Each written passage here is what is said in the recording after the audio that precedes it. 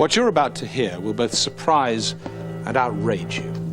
It's the true story of Europe. It's the story the politicians don't want you to hear, because it shows how they've deceived us and betrayed our nation. Only in 1994 did Chancellor Kohl's foreign policy spokesman, speaking on behalf of the ruling party of Europe's dominant nation, Germany, clearly reveal the true plan. The plan is to create a federal European superstate.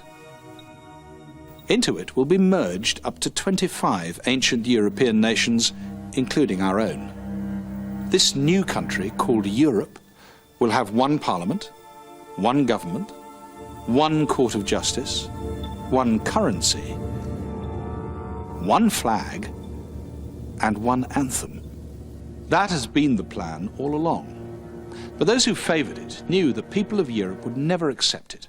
They would never willingly surrender their freedoms to become just a province in a vast European superstate. So what did the politicians do?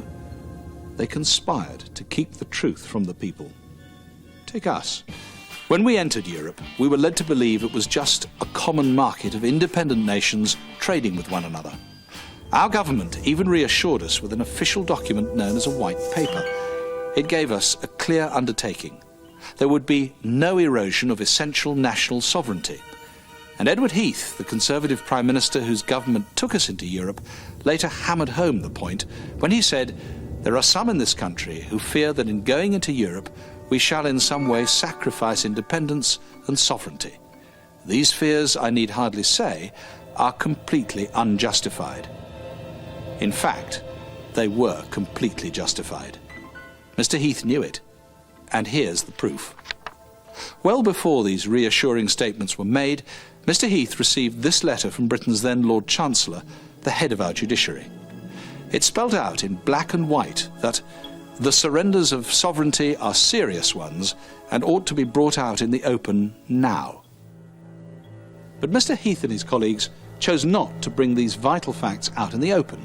Instead, they hid them from the British public, and the politicians continue to do so. Now, in 1997, we can look back and see how the grand plan of the Eurocrats is taking shape, and just how far the politicians have already gone in surrendering our liberty. But first, let's remind ourselves what the fundamental rights of an independent nation are. The power to pass laws in our own land. The power to run our economy, to create jobs and security for our people. The power to decide foreign policy. The power to organise our own national security. And the power to control our own borders. Without these fundamental rights, we're not a nation, but merely a province. And the terrible truth is that our politicians have already given away the first two of these rights. Our own judges have confirmed that the treaty is the supreme law of this country, taking precedence over acts of Parliament. Laws made by the European Commission are now the laws of this land. And how they love making them.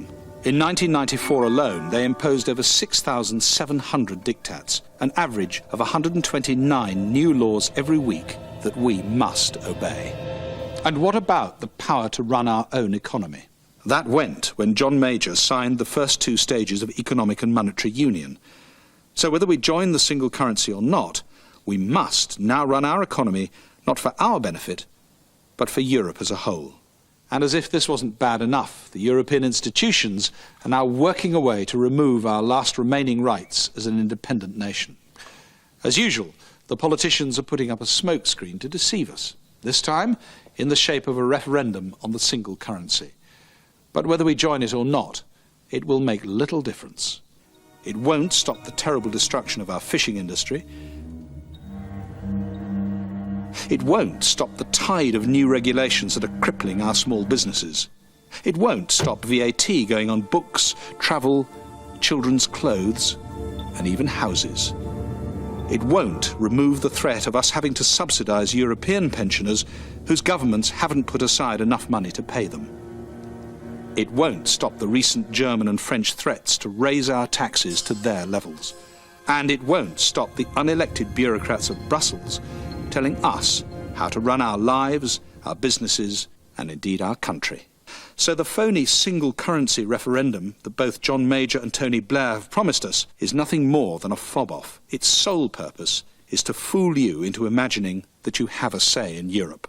But perhaps the most sinister development of all is the way the politicians have postponed the really important questions about our remaining freedoms until after the general election. This cunning move allows them to continue deceiving us with empty promises. Our next general election may not be for another 5 years. By then, it will be too late.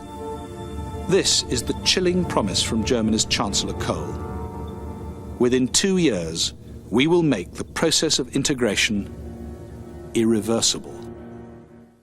The Referendum Party was formed for one and only one reason: to fight for the right of the British people to decide whether they wanted to be governed by Westminster or Brussels.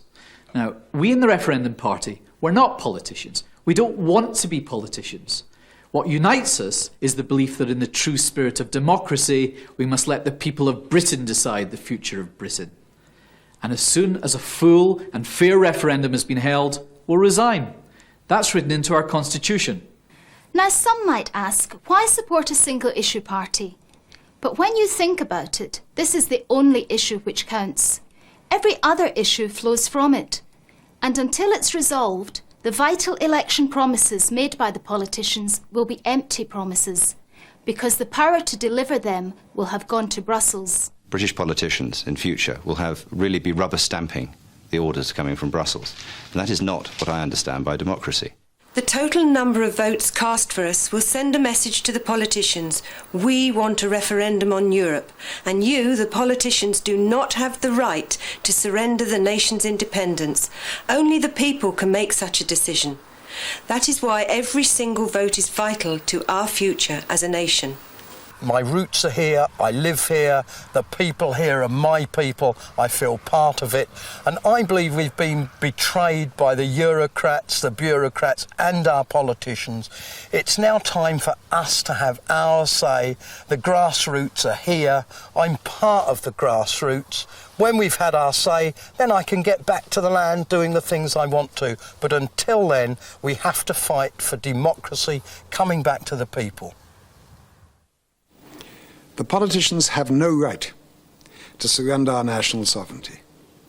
As the great British constitutionalist John Locke made clear, these powers simply are not theirs to give away. Parliament's powers are on loan from the people. At the end of its term in office, the government and Parliament must return the powers intact to the people, who then elect a new Parliament, to which the powers are entrusted for the next 5 years. We can only stop our politicians betraying our trust by holding a referendum which is legally binding on the government. A referendum will achieve two vitally important objectives. Firstly, it will clearly indicate to the government, whatever its political colour, exactly what the British people want. And the government will be legally bound to honour the popular verdict. And secondly, a referendum will heal the deep divisions that run right through the nation, dividing political parties, communities, and even families.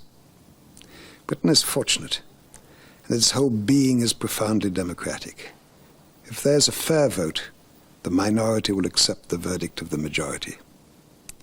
That power to heal is one of the greatest virtues of democracy. The sovereignty of this nation belongs to its people, and not to a group of career politicians. It is the people, and they alone, who must decide after a full debate and a public vote whether Britain should remain an independent nation or whether her future will be better served as a new country, the single European superstate, also known as the Federal Europe. Chancellor Kohl has said, as you've heard, that within 2 years he will make European integration irreversible. He stated, and I quote, "This is a really big battle, but it is worth the fight." Chancellor Kohl reminds us regularly that by irreversible he means forever.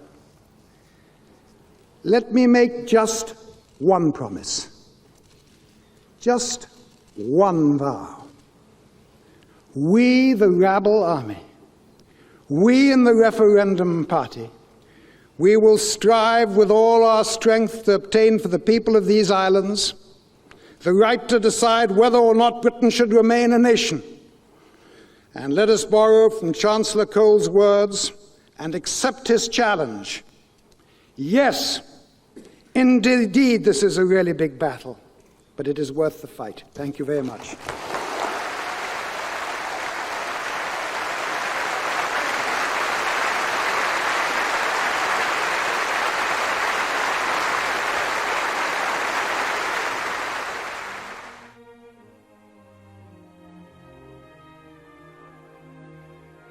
My support for Sir James's initiative is natural, for I am in harmony with the sturdy defence of our British Parliament, advanced by my predecessors in the Speaker's chair in the House of Commons. For me, to remain silent now would be an act of treason, for such cowardice would betray the noble heritage handed on to me by former speakers in the House of Commons. God bless your efforts as you battle for Britain. I wish you well.